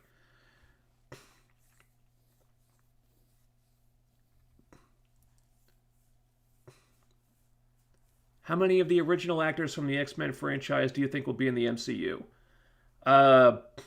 Beyond Evan Peters, we get Ryan Reynolds, and I think if we see anyone else like James McAvoy or Fassbender or Jackman, I think they'll just be cameos, like very brief. Outside of that, I think Kevin Feige's going to want to make his own versions of these people.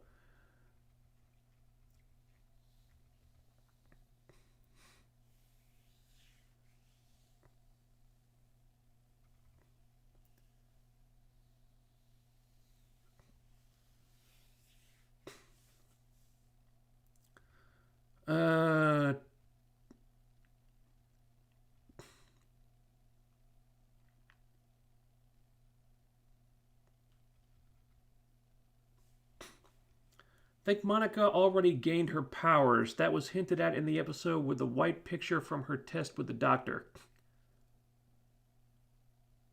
Was that?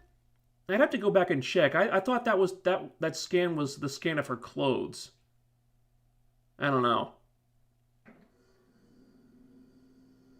That's true, though. We haven't seen how... We haven't necessarily seen that Wanda can empower other people yet, though. But that's good. I'll have to go back and double-check that. Let's see. Was the new Fantastic Four that bad to you? I watched it, and it seemed dark, but I can't think of how I felt about it. No, it was pretty bad.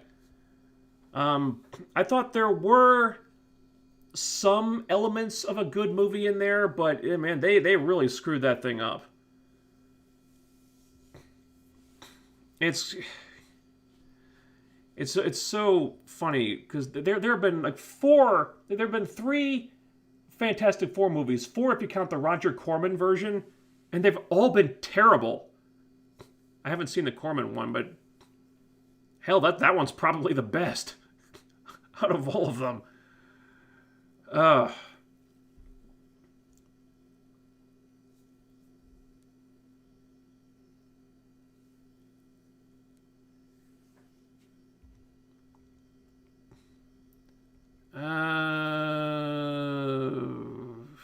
Gwenpool? Oh, please, don't talk to me about Gwenpool.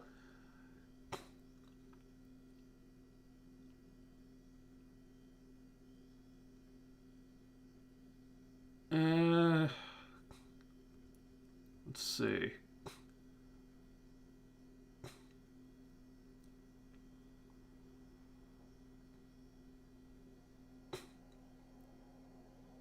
The new Cyclops was a straight-up beta male. Well, that's kind of the way he was in all the Fox movies. They really did Cyclops dirty in the Fox movies. He wasn't really the character he should have been. He was just that lame guy who kept Wolverine from getting the girl. And Cyclops is a lot more than that. It's just, but those movies were vehicles for Wolverine. That's one of the problems I had with them, is that they weren't really X-Men movies. They were Wolverine movies guest starring the X-Men. That's why I don't want them to do Wolverine in the MCU. And if they do want to use Wolverine, just do solo movies. Just keep him away from the team. Because I want the X-Men movies to be about the X-Men, not about just Wolverine. That's one of the reasons I like First Class. Because Wolverine wasn't really in that one. He was in a cameo, but otherwise it was about the team. For a change. When does the next Batwoman episode come out? Well, there's no new episode tomorrow. I think the next one after that is either next week or the week after. Because I think there's football on Sunday. I don't know. I don't watch football, but yeah, there's no new episode this week.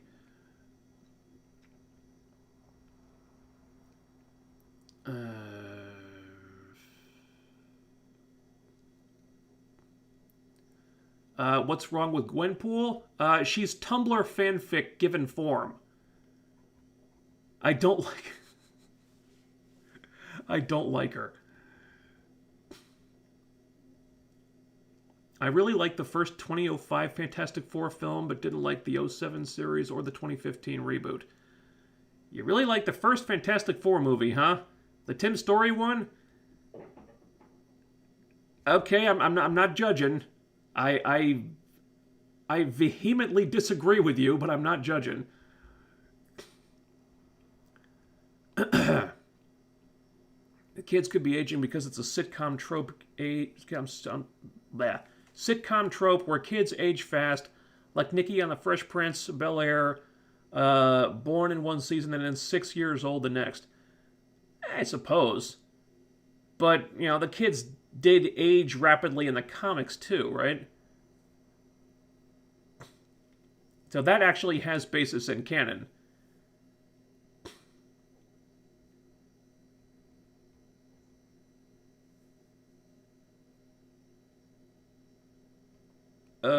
Okay.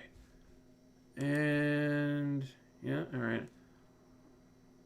So, Wanda has always had these powers. She flat out caused the events of Age of Ultron by casually messing with Tony's mind. No, she had telekinesis and telepathy. She has done things in WandaVision that she could not previously do, or at least did not previously do. If she always had these powers, she never displayed them until now. That's why I keep pointing this out, because she has done certain things that should not be in her power set. Now, some things you can't explain away, like rearranging the clothes. Like, there is basis for god-tier telekinetics being able to do that. Okay, there is some basis for that. There is some precedent for that in the comics. But just making things appear out of thin air, like creating life from nothing, that's not telekinesis. That's not telepathy. That's something else.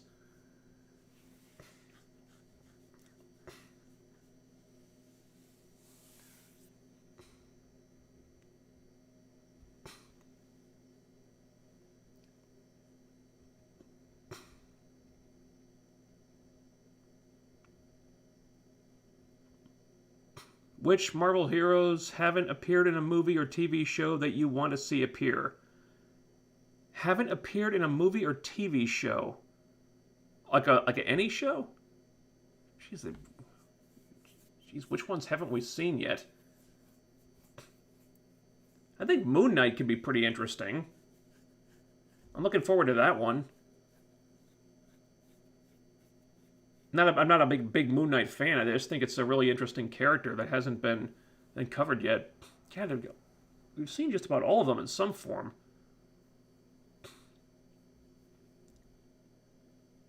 I guess there are some Spider-Man villains and some X-Men villains that we haven't seen yet. We've never seen a Mr. Sinister movie pop up. I've never seen a Mr. Sinister pop up in an X-Men movie.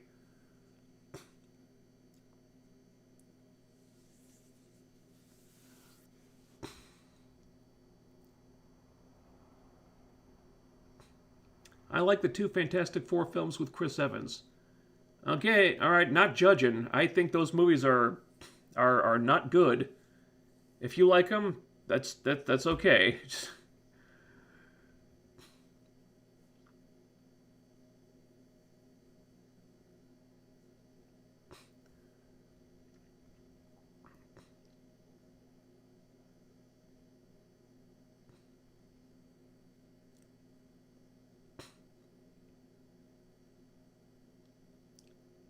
Thought you'd say something about the Black Mask mention in your Batwoman review.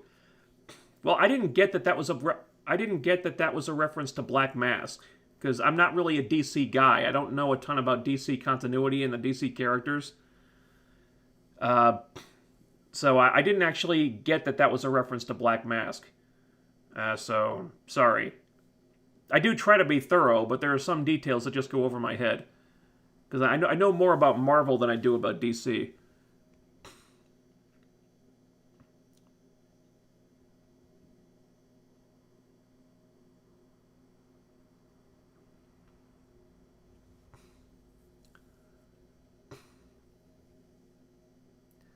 And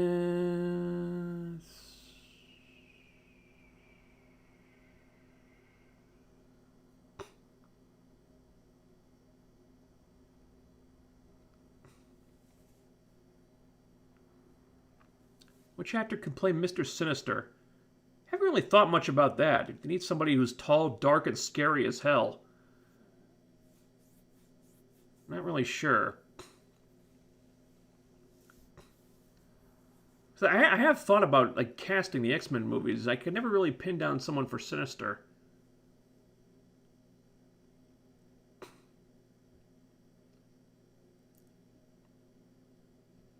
Sinister was meant to be in the New Mutants, but the idea was scraped. Well, they did tease Sinister at the end of, I think, one of the Wolverine movies. Or at the end of one of them. They mentioned, like, the Essex Corporation. Never really went anywhere, though.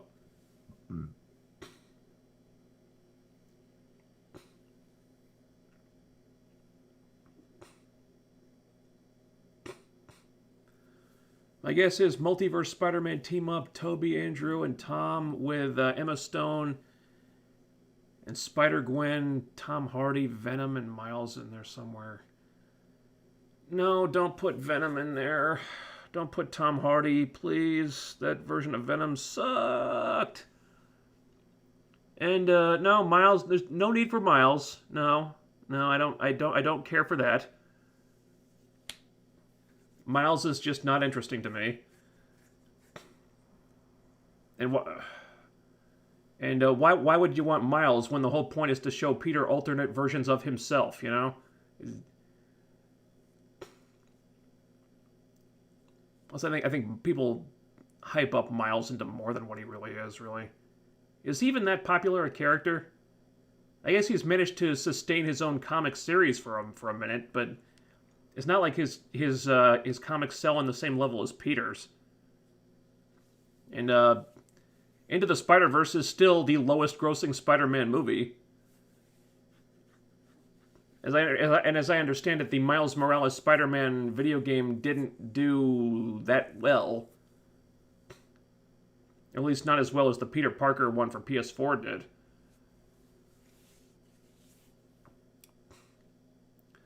Any guesses as to why there's no other children? I guess there weren't any in the town when Wanda took it over.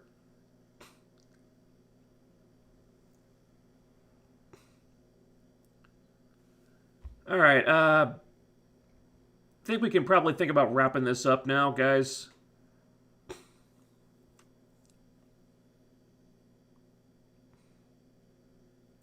I get that Wanda is in a grift and wants to live in a fantasy, but why in a sitcom? And why does she need to make end credits? Who are the people listed in the end credits? You know, I wondered about that too. I didn't bother looking it up. I thought they might be like Marvel characters.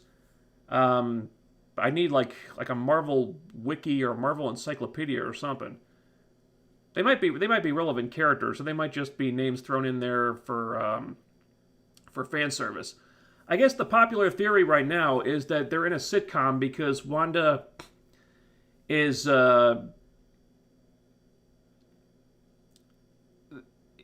avoiding dealing with her trauma, and using this as a form of escapism by putting herself in an environment akin to maybe sitcoms that she watched as a kid or something. I'm just speculating here, but yeah, I can see like Wanda as a kid growing up watching old school sitcoms on TV and just really enjoying them and finding comfort in that and wanting to escape into a reality similar to that as a way of avoiding dealing with the fact that her life has been a living hell.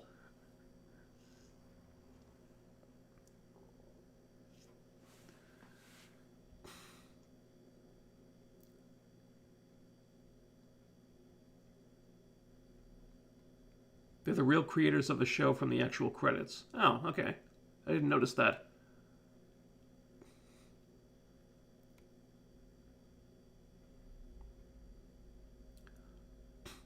Are you going to do reviews of the Superman show in a few weeks?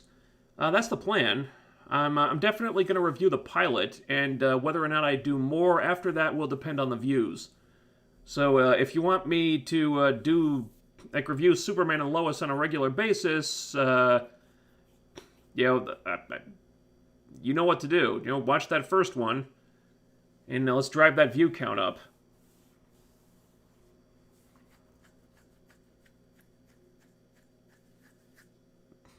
I can see Wanda saying that when she was happy with her parents and her brother, they used to watch all these old sitcoms. Yeah, that's a sound explanation.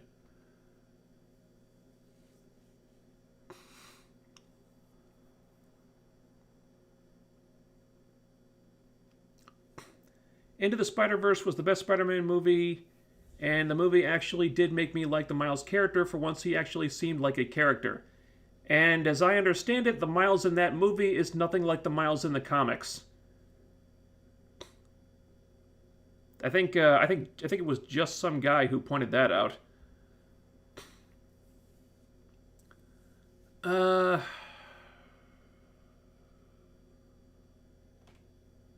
Spider-Verse movie does Miles better than the comics did from the beginning.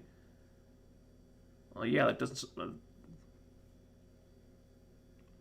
well, yeah. Again, I'm not reading the Miles Morales comics, but as I understand, he didn't... as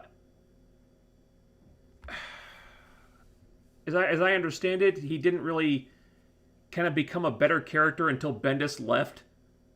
Same deal with Riri Williams. God, Bendis is shit these days, isn't he?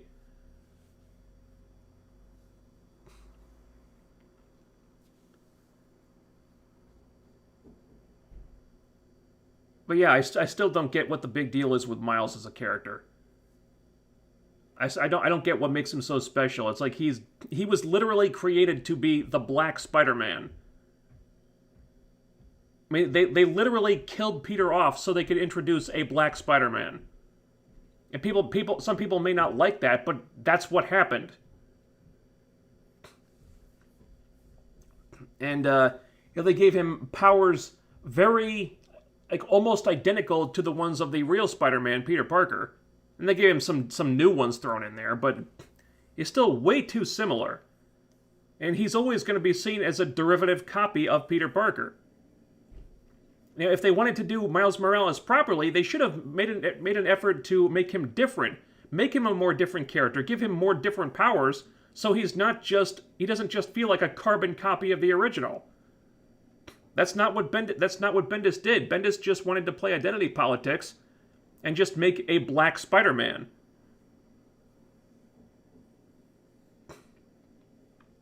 Hence we have Miles Morales.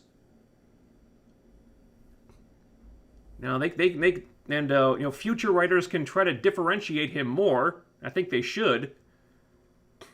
Doesn't change how he was created. Quicksilver could be someone else like the villain in disguise. Possibly.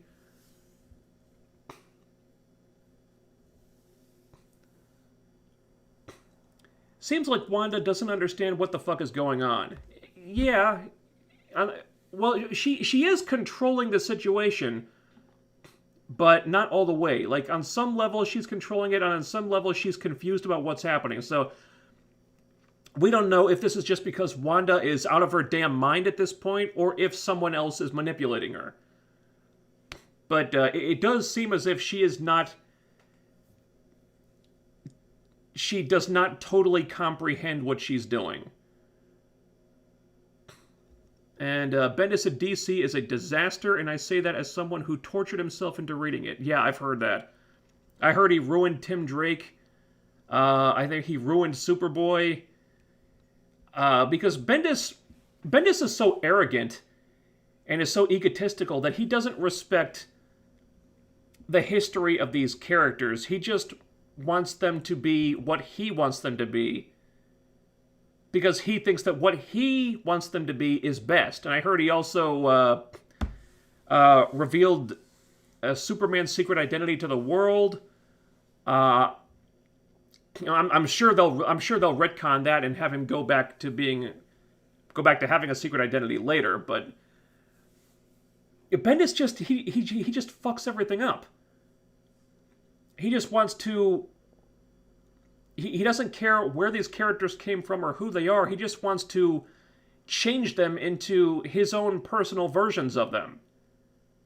Because the guy has no boundaries, and apparently the people at DC just let him do whatever the hell they want, despite the fact that he hasn't written anything good in years. What the hell happened to Bendis, man? There was a time when he was putting out just great book after great book after great book. Once upon a time, and I mean this is like years and years ago now, I'd buy anything he wrote because like just about every book he put out turned to gold. Man, that guy has gone downhill. Like he just writes crap now.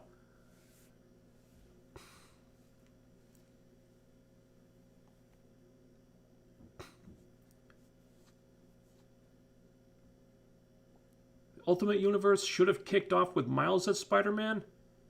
I don't know, man. Those early Ultimate books were great. Like Ultimate Peter Parker, that was a terrific run.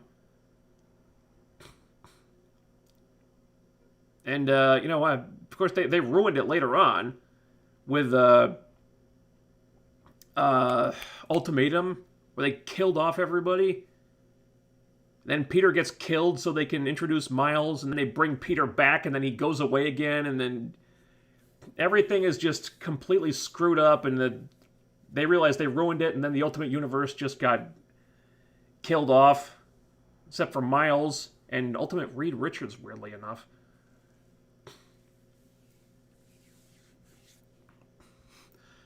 Bendis just wants his residuals on characters used in other mediums, so he keeps changing known characters or adding useless ones. Yeah, pretty much.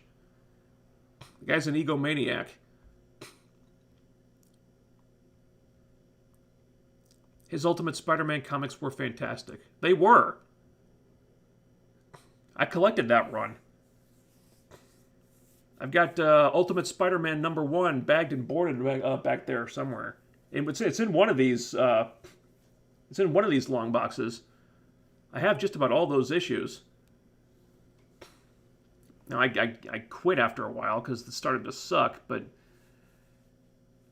wonder what Ultimate Spider-Man #1 would go for right now.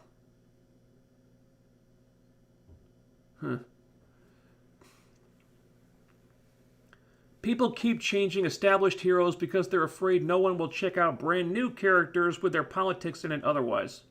Yeah. Problem is, they ruin the established heroes when they change them.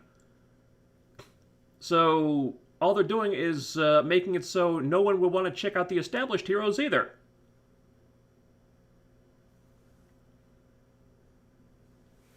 Hence, we have Gay Iceman. Like 90s sitcom Gay Iceman. Oy.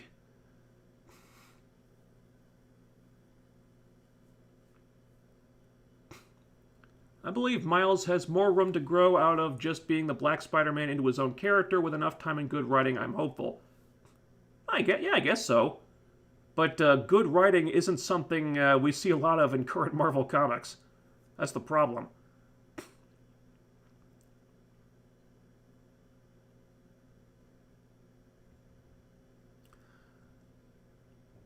Monica have beef with Carol. Carol. I wonder why.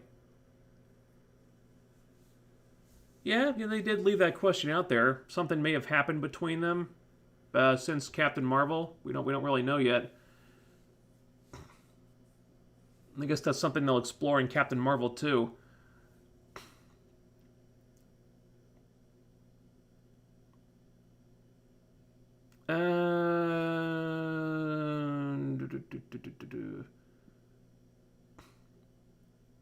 All right, I think it's about time to wrap this thing up here.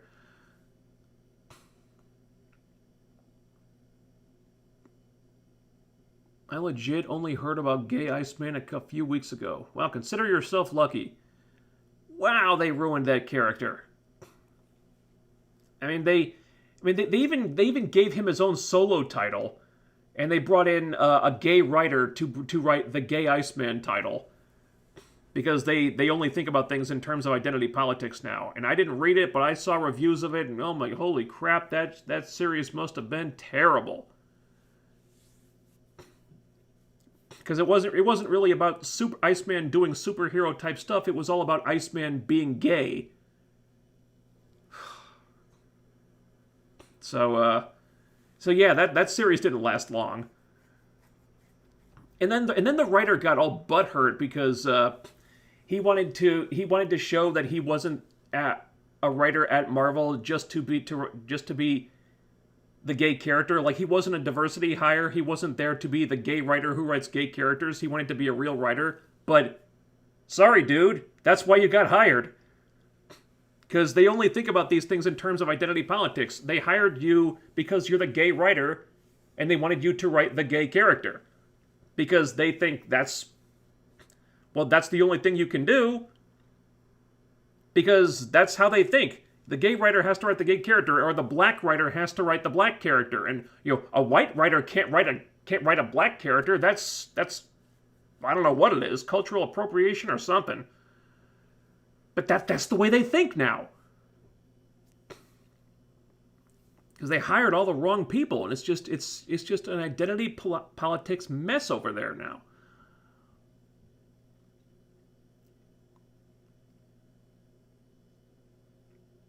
Bendis made Jean Grey telepathically gaslight Iceman into being gay. He made Jean Grey telepathically brainwash Iceman into being gay after he was canonically heterosexual for decades. I mean, we were inside Bobby's head. We saw his thoughts. We saw him being attracted to women, having relationships with women, being in love with women, and now all of a sudden, no, he was gay this whole time. I mean, I defy you to read that scene and interpret it any other way. She brainwashed him. Now, it's since been retconned into him being gay the whole time, which is bullshit, but that's what it is now. But, yeah, that's the way Bendis wrote the scene. It could have easily been slightly easier to digest, because, I mean, sexuality isn't black and white, it's a spectrum.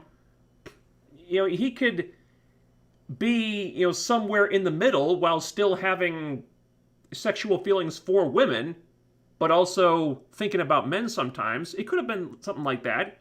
He doesn't have to be on one end or the other. He can be in the middle somewhere. That would have sort of made sense. But no, Bendis just said, no, he's gay. He's 100% gay. And that's it. That's how Bendis wrote the scene. When it was terrible, but they didn't question Bendis because he was their golden goose. And so many people have treated Bendis like the golden goose for so long, he started to believe his own hype, and his writing turned to crap. And hence now that's why we have the Bendis that we have today.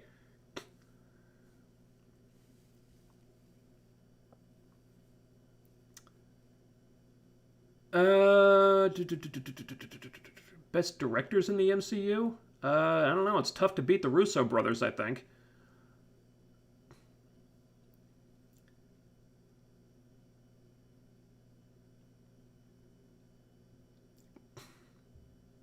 So no one should write Apocalypse because he's an alien. No, Apocalypse is human. He was just empowered by alien technology, or enhanced by alien technology. No, he's human.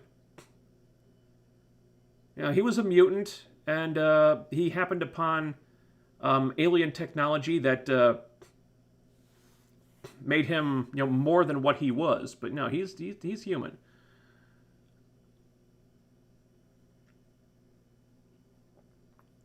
I hope we get Snowflake and Safe Space MCU series and the origin where screen time got infected with internet gas. I hope you're being sarcastic about that. Wow. Alright, favorite Marvel writer in 2021? Well, I'm not reading Marvel comics right now.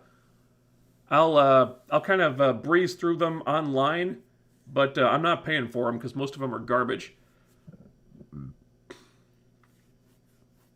And guys, I think we can probably wrap it up at this point. Because yeah, my voice is just not cooperating today. Sorry about that. It's not really something I can control. It's an allergy thing.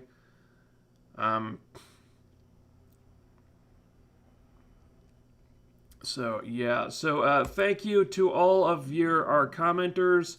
Thank you for the super chats, Gamerman X9000 and Manohar Rajan. Again, I'm sorry if I got your name wrong. But thank you.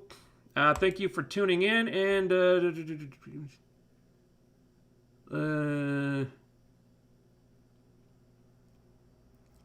all right. Yeah, I think cool.